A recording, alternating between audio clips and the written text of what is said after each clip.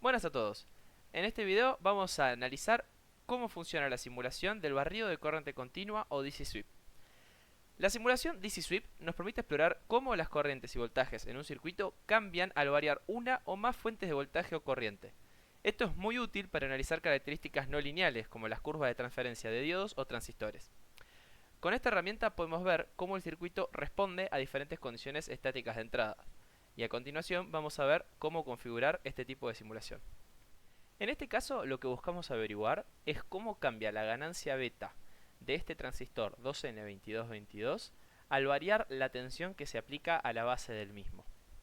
Para lograr esto vamos a ver cómo configurar la simulación DC Sweep.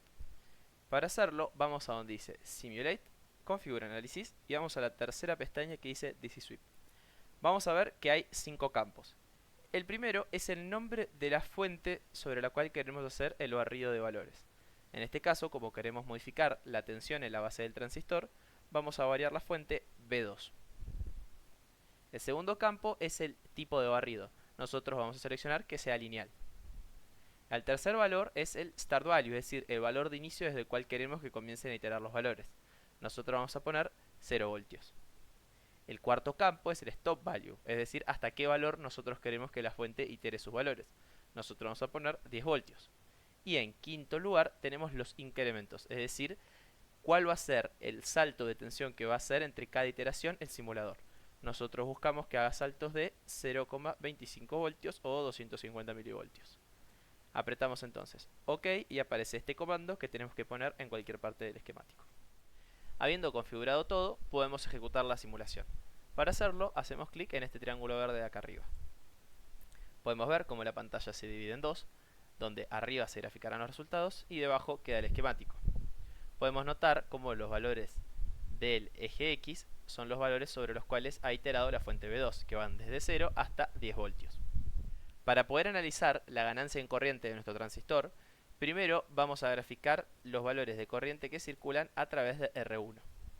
Ahora hacemos clic derecho en el nombre de esta curva y modificamos lo que se va a graficar mediante una operación que va a ser la división de la corriente que circula por el colector sobre la corriente que ingresa por la base. Para hacer esto, dividimos esta corriente, que es la de colector, por la corriente que circula por la fuente de tensión B2. Hay que multiplicar por -1, dado que el sistema toma la corriente yendo del terminal positivo al terminal negativo de la fuente B2, cuando realmente la corriente va del terminal negativo al terminal positivo. Habiendo escrito esta expresión algebraica, apretamos Enter. Con este gráfico de la ganancia en corriente respecto a la tensión en la base de este transistor, podemos ver cuánto varió el beta del transistor. Para hacer esto, agregamos dos cursores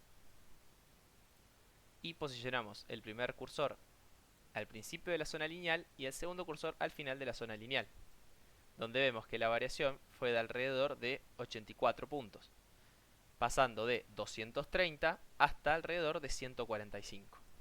Otra conclusión que podríamos sacar de este análisis es que si debemos elegir un valor de tensión para que se defina un beta relativamente constante, esta fuente de tensión debe tener un valor de entre 300 milivoltios y 5,7 voltios, es decir, alrededor de 2,8 o 2,9 voltios.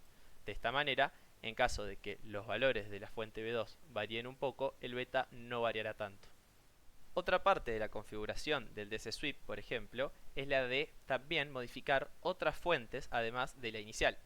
En este caso podemos modificar, por ejemplo, también la fuente B1. En este caso, el nombre de la fuente podría ser B1, el valor de inicio 5 voltios, el valor final 15 voltios y los incrementos cada 0,5 voltios.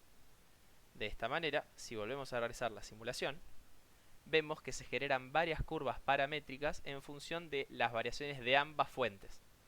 Tenemos el beta como varía en función de los 10 voltios de la fuente B2 y además varias curvas que refieren a las variaciones de la fuente B1, siendo el primer valor para una fuente B1 de 5 voltios, la curva verde, y el último valor color marrón para una fuente B1 de 15 voltios.